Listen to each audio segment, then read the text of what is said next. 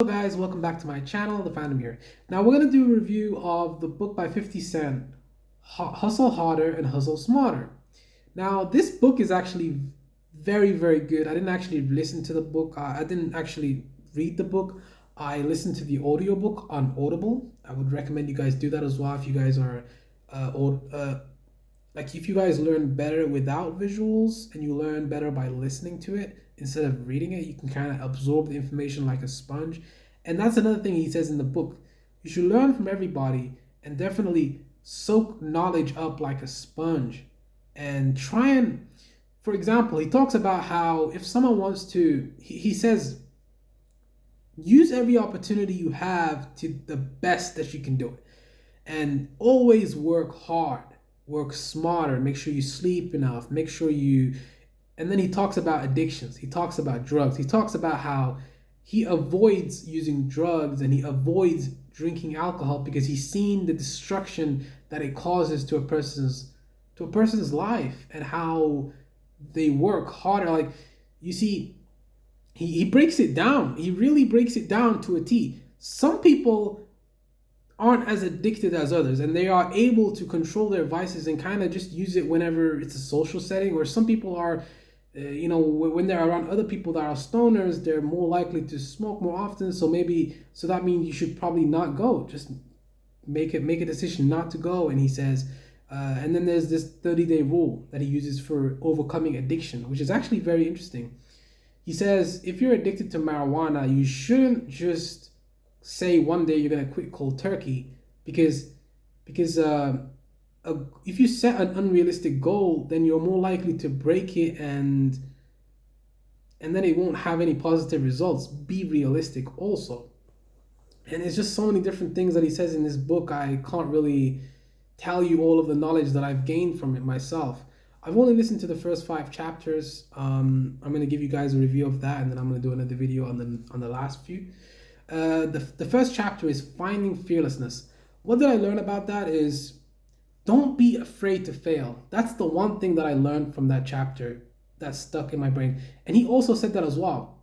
Even if you don't learn anything else, at least learn one thing from this book. Just because he gave an example with Robert Greene's 48 Laws of Power, where he says, the 48 Laws of Power, he only remembered one law: never outshine the master, and he's made millions and millions of dollars because of that. I'm not going to explain what never outshine the master means. You guys should probably go listen to Robert Greene's 48 Laws of Power book on Audible. Or you can buy the book, like I did. I did buy the book. I bought the book, Robert Greene, 48 Laws of Power. Support the author, Maybe I'll probably buy the 50 Cent book too, just to support the author. But if I can listen to it on Audible and I paid for it, so I guess it's okay, right? But what did I learn from Heart of a Hustler? I don't really remember too much about that chapter, so I guess you guys can discard what I say about that chapter.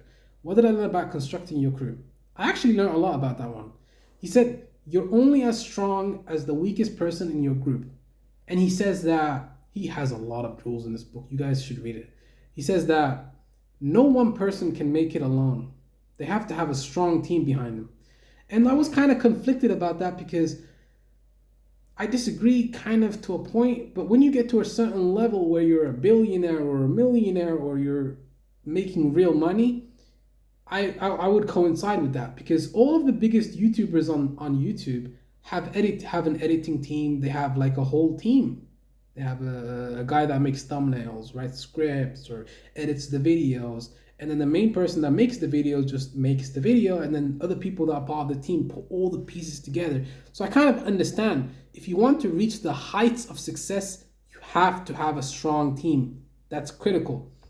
And then he even gives examples of his past when he's going on tour. I don't remember the guy's name exactly, but the guy, he said he has one rule: you cannot fight, you cannot have any infighting.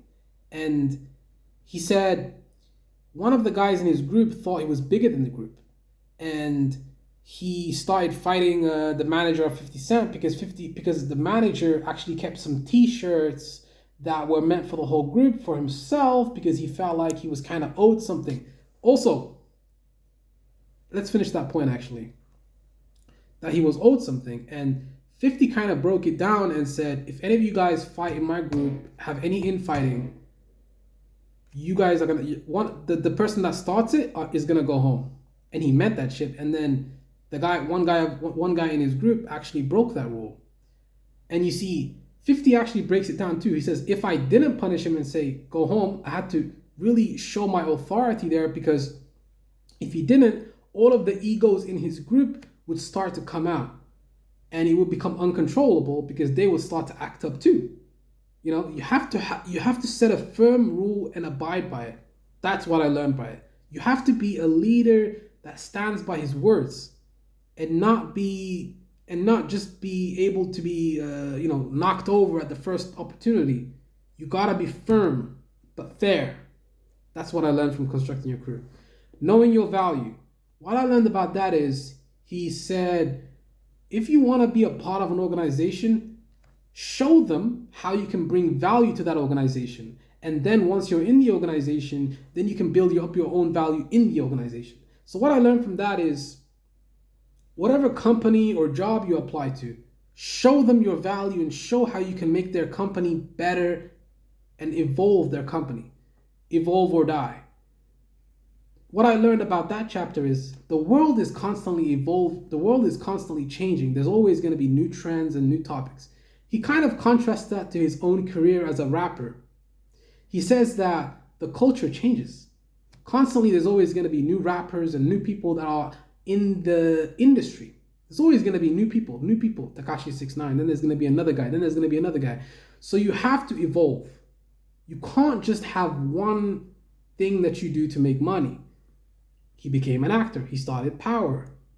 After that finishes, after that dries up, he's going to move on to the next thing. Because there's always going to be a new fad. There's always going to be a new fad. There's always going to be a new topic. There's always going to be something new, which means you have to evolve. You cannot stay stuck in the past. You got to think about the future. Video kind of cut off. What was I saying? He said you have to look to the future, make the most of the present. And he actually made an example where this guy wouldn't want to post pictures on Instagram, and he would always put his stuff on SoundCloud, and whatever Biggie wouldn't do or Tupac wouldn't do, he wouldn't do, which doesn't make any sense to me, because he could have put his stuff on Instagram to get more exposure and get more fans and stuff like that, but he didn't want to get on social media. Social media, you have to evolve. You have to constantly improve your game. You have to constantly think of ways that you can improve something. You have to constantly think about how you can make more money, or how you can do this, how you can do that. You cannot stay stagnant. You can't stay the same. You have to grow as a person, and to truly grow, you have to learn from your past and improve. So many gems in this book. And he kind of talks about how some people have such a weird mindset to where they're not willing to read anything. They're not, because you see, he says to actually understand something, you have to actually read an entire book from beginning to end. I actually haven't finished it yet, so maybe I'm part of that category, but I did listen to it. I listened to Finding Fearlessness, Heart of a Hustler, Constructing Your Crew, Knowing Your Value, Evolve or Die. I just listened to it. And maybe I'll listen to it again. This is such a good book. I cannot stress enough how good it is. It's excellent. It will teach you so many different things. It will teach you also, don't expect anything from anyone, and don't expect to give anything to anyone. The universe doesn't owe you anything. And when you understand that, you're going to be more successful, because you're not going to be looking for handouts. You're not going to be looking for someone to put you on. You're going to put yourself on, because you understand that there's no other way for you to get it than to work hard and put yourself out there and constantly do it. And then he talks about how he was in this boardroom and there was this guy that wouldn't take the initiative. That's another thing. You have to take the initiative, but you got to know the balance also. You can't just be wild and talk out of turn and not know what you're talking about. If you know everything front to back, outside, inside, then you should put your hand up. Put your hand up. Even if you fail, it's okay. Don't be afraid of failure. But anyways, guys, thanks for watching. I appreciate all of you guys. I really do. I appreciate all of my fans. I appreciate all of my subscribers. Hopefully you guys read that book and you understand it and you really appreciate it. And I'm out. Peace.